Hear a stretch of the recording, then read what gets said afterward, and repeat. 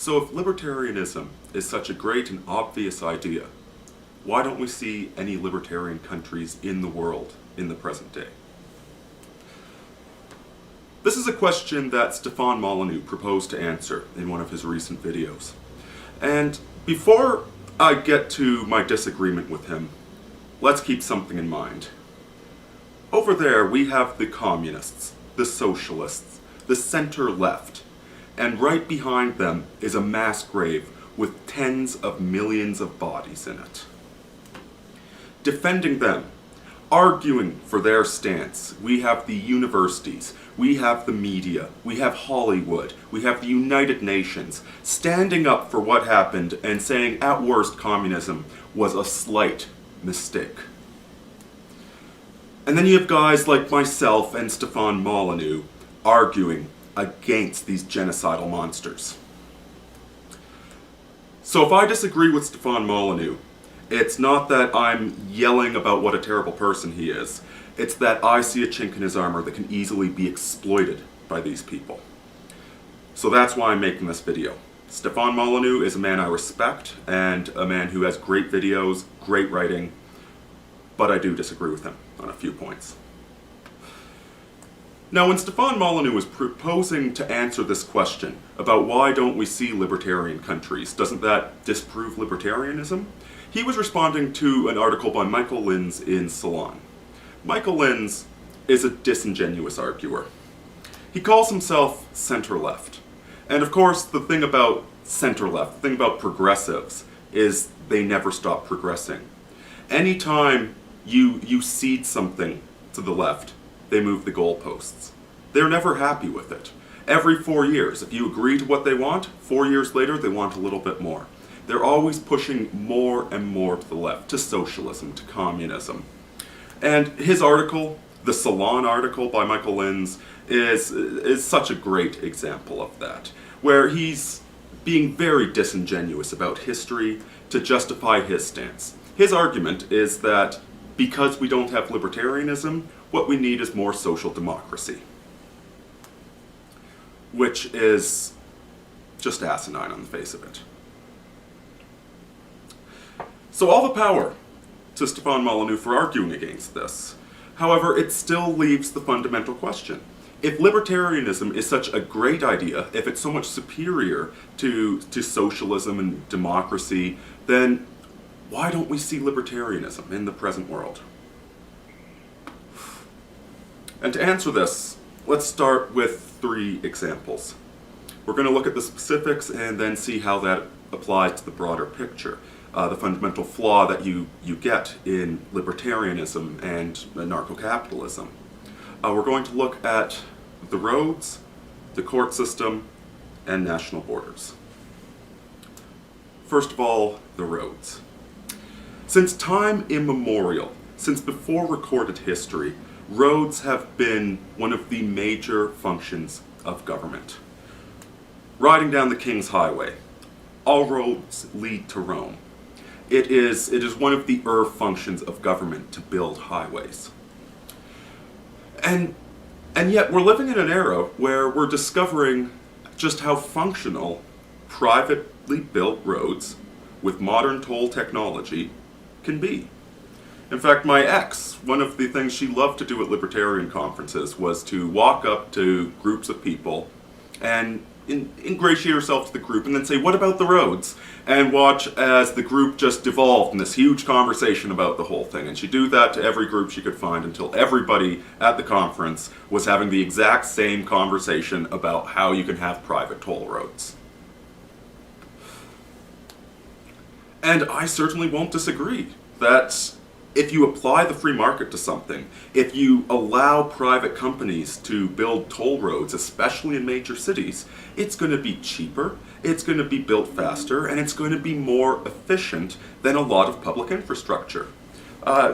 Los Angeles is experimenting with this, and they badly need to. In Toronto, we have the 407 highway, which is far faster than the 403, but costs a bit of extra money. If your time is that valuable, you can catch the 407. These are great experiments, but it ignores a fundamental aspect to the roads. that the roads are more than just vital infrastructure. They're more than just a network for shipping goods and services on. The roads are the arteries of a nation. A great example is the Alaskan Highway. This is a highway, goes from Dawson's Creek to Fort Nelson to Whitehorse to Delta Junction, that was built during World War II by the United States government. It's a Canadian highway built by the American government to more easily ship goods and troops between Alaska and mainland USA. The Trans-Canada. This was a major public works project that the country engaged in to have an artery connecting this country from one end to the other. Roads are about more than just getting the latest iPod. They're about uniting a nation. They're about having a military network so you can properly defend your nation. Roads are, yes, they're a very useful thing for getting the iPods, but they're also vital for keeping the nation intact. To not just be a bunch of provinces and cities that pay taxes that all go in the same pot, but to actually be a united and strong culture. Roads are absolutely necessary for that.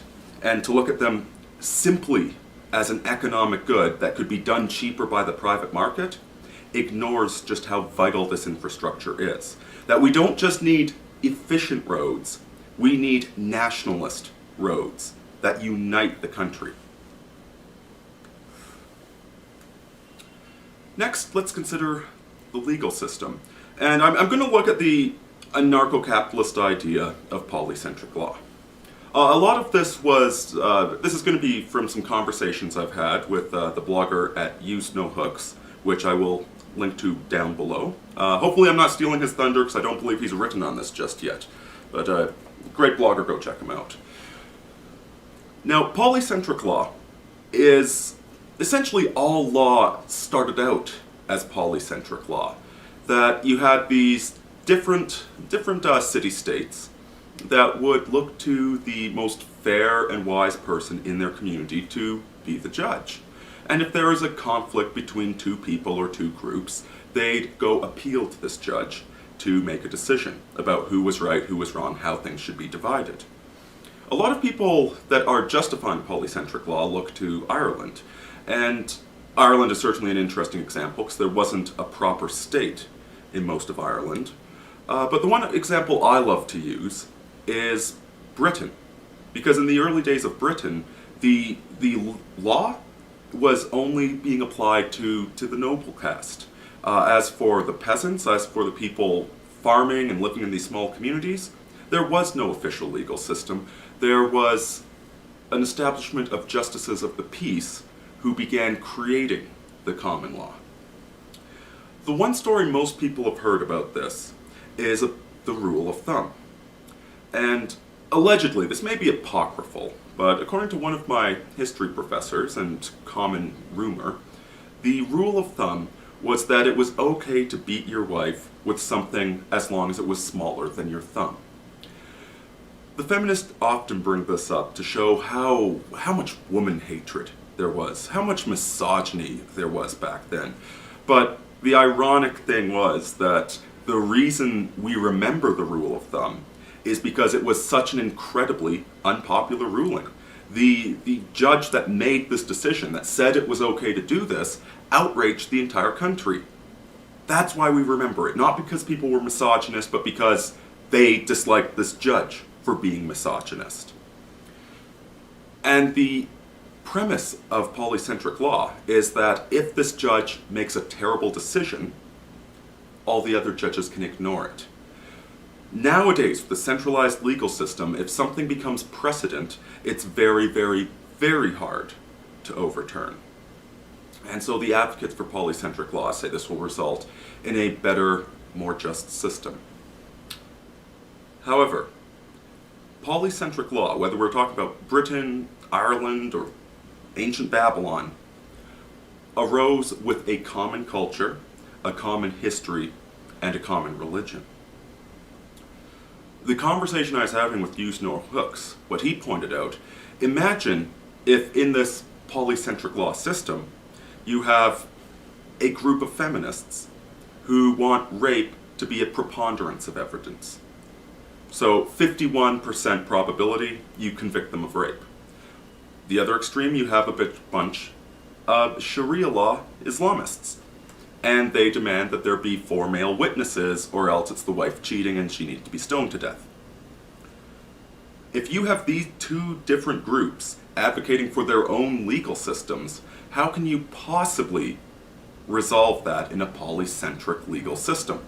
These are completely different cultures. Now, hypothetically, if neither of these two cultures imploded upon themselves, which they probably would, but if you left them alone for 1,000 years and allowed their legal systems to develop, eventually you'd probably get to very, very similar legal institutions with utterly different bases. But within the same context, within the same society, these two groups could not coexist. You could not have these two utterly separate legal systems and have coexistence between them. You need a border. You need a separation between them. Speaking of which, national borders. National borders is another big problem that you get with libertarians and anarcho-capitalists. And the great irony is that a lot of anarcho-capitalists are ethnic nationalists. What this all boils down to, essentially, the importance of borders, is that people are not fungible goods. It might be expedient for the Human Resources Department to refer to people as resources, but only the most terribly run company actually thinks of people that way. The vast majority of businesses out there acknowledge the fact that people are individuals with their own personalities, their own backgrounds, their own skills. They're not fungible economic units. They're not widgets that can be swapped and replaced. That people are individuals with that individual merit connected to them. Similarly, populations are not fungible. If you take Canada, and because Canadians aren't reproducing, you import 100,000 Indians and move them into one city, that city is not going to be a Canadian city with a tan. It's going to be a colony of India. This is not to say that Indians are bad people. I like Indians. They're intelligent and hardworking in my experience. But when you import that many and put them into one place, they're not Canadians. Populations are not fungible. These are going to be a people with their own culture, their own religion, their own history, and they're not going to suddenly switch into becoming Canadian just because you transported them geographically. Now, the anarcho-capitalists that admit that there is a difference in populations, and that if you have this complete mixing, if you have no borders, no way to separate people A from people B, that you get conflict, they start proposing that you have agreements. You form an organization with a charter that people that work and function in this community are going to have this cultural background, this ethnicity. Except we already have a word for such an organization, and it's called government. Libertarianism has so many great ideas connected to it. Free market capitalism is a far more efficient way to organize things. And yet when you follow these ideas exclusively, you wind up creating the same destruction of culture and the same destruction of nations, which is exactly what those on the left, the Marxists, the central leftists, the progressives, this is exactly what they want to accomplish. What it boils down to is the difference between the nation and the state. At present, we exist in a society with a massive state. In Canada, the effective tax rate is something like 53%. The state is massive. It regulates everything. There's almost no private business left, and trying to be an entrepreneur is a pretty bad idea in these countries nowadays. You'd be better off becoming a financier and screwing people out of their retirements. You'd be better off joining a big corporation that has its teeth in government, has its lobbyists, and figuring out a way to make a bunch of money there. Actually starting your own business and being a productive member of society? Not a smart idea in these countries because the state is just so damn big. And yet at the same time, what happened to the nation? Our national identity, our national character, throughout every Western nation, is vanishing. It's evaporating. We're bending over backwards. We're saying it's okay to wear turbans in the RCMP. We're not demanding that people learn our national language. We're bringing in cultures that are utterly at odds with us. The Indians, brought in small numbers, they have a very similar religion and culture to us. However, as we're seeing again and again with Muslims that we're bringing in, they have an extremely contradictory culture, and often enough, the children of these immigrants wind up becoming terrorists. We're destroying the nation to build the state. And so, when we see this huge state, this inefficient destruction of private property, this increased tax rate, this destruction of businesses, this intervention in people's lives, the libertarian thing is the obvious knee-jerk response. But again, what happened to libertarianism? We used to have it. If you go back to the foundation of the United States, that was very, very close to the libertarian dream. And yet it eroded over time. The fact is that libertarianism is too focused upon the economic. They're too focused upon how poisonous the state is without recognizing how vital the nation is. One of Stefan Molyneux's big principles is the non-aggression principle. That so long as you're not initiating violence against others, it's okay. But the Marxists very correctly point out that the private property that Stefan Molyneux also values is violence. The Marxists pointed out in a very perverse manner. They're pointing this out as an excuse to destroy the property of the productive people. But it doesn't mean they don't have a point. To state anything, to state that we believe in private property, that we believe in this sort of culture as opposed to that sort of culture, to say that we believe in this history and the integrity of this nation, is a violent statement.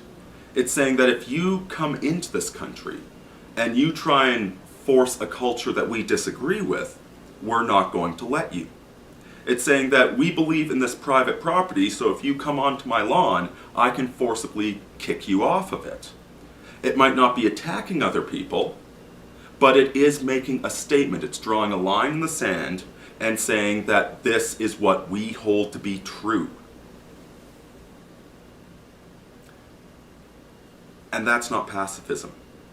That's not the non-aggression principle. You can have the non-aggression principle within a context, but without a mass universal culture across the planet, without a mass acceptance of values across the planet, you can't have that non-aggression principle worldwide. You can only have it within a nation.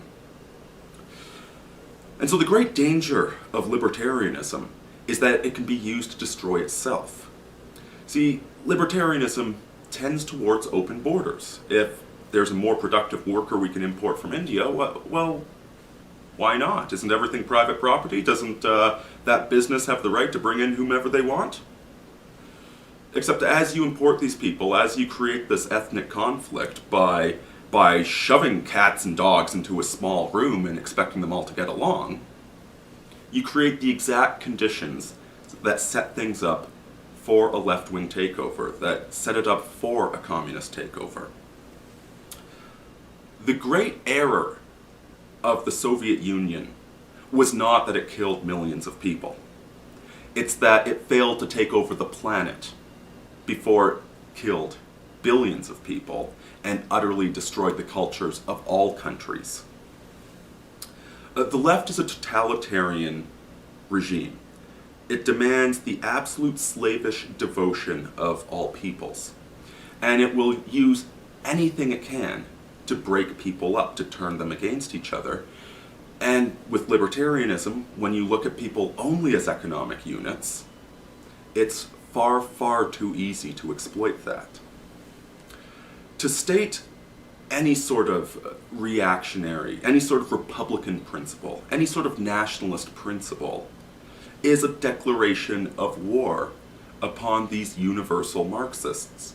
To say that India should be Indian and Canada should be Canadian is a declaration of violence upon these people. The non-aggression principle is wonderful within a territory where everybody agrees on the laws, everybody agrees on the culture, and everybody agrees on the history. But it cannot be a broader principle that we apply worldwide. The dangerous thing about libertarianism is that it's too easy for the left to use it to destroy us. What we need is less state and more nation. Aurini out, folks.